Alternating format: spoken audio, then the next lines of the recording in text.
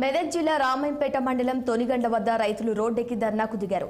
ధాన్యం కొనుగోలు చేయాలని నినాదాలు చేపట్టారు. గత 20 రోజులుగా కొనుగోలు కేంద్రాల వద్ద ఉన్న ధాన్యాన్ని కొనుగోలు చేయటం లేదని ఆవేదన వ్యక్తం చేస్తున్నారు. ప్రభుత్వం స్పందించి ఇకనైనా ధాన్యం కొనుగోలు చేయాలని రైతులు కోరుతున్నారు.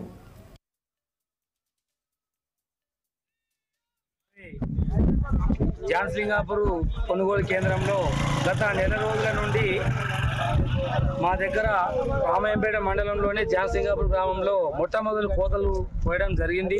దసరా కన్నా ముందే కోయడం జరిగింది.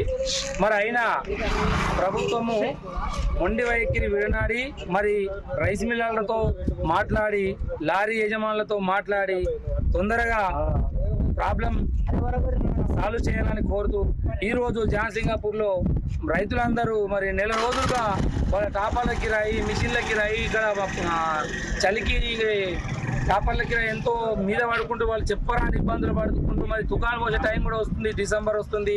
45 రోజులు అవుతుంది. ఎమ్మెల్యే గారు వచ్చి ఓపెన్ చేసి నెల రోజులు అవుతుంది.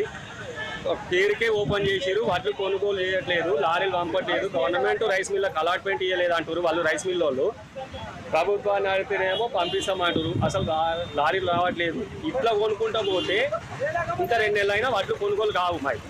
మరి ఇంకొకటి తేమ శాతం విషయంలో కూడా అప్పుడు గత ప్రభుత్వంలో 17, 12 ఉన్నా తీసుకున్నారు.